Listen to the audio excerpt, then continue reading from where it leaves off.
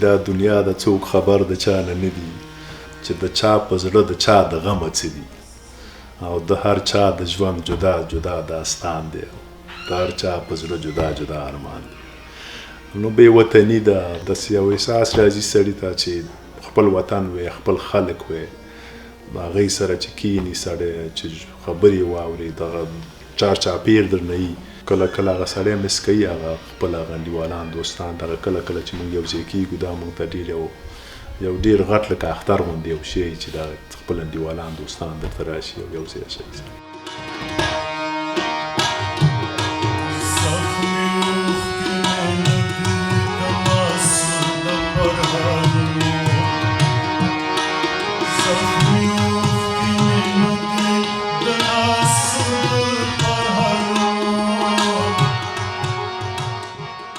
زما نوم ننګیالی دی زه په افغانستان کې د ننګرهار د ولایت یم او په 1983 کال کې افغانستان نه راوتي دلته امریکې ته رامهاجر شوي یاستو او افغانستان کې مې 12 صنفه پورې تحصیل کړی و دلته مې په الکتریکل انجینرینګ کې نبراسکا یونیورسټۍ نه مې ډیګري خپله اخیستې ده نو بیا مې د برق کمپنۍ سره یو څه وخت دپاره کار وکړ بیا وروسته د هغې نه مې خپل یو کنسلټینګ فرم شروع کړ زما کار د برق د کمپنیو سره دی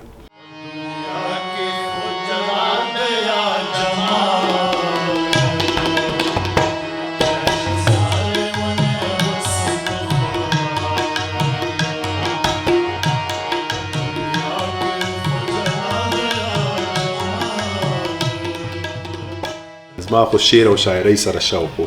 د پښتو د فارسي اشعارو سره زما شوق ډېر زیات زما غزل خوښېږي ښه شاعري مې خوښېږي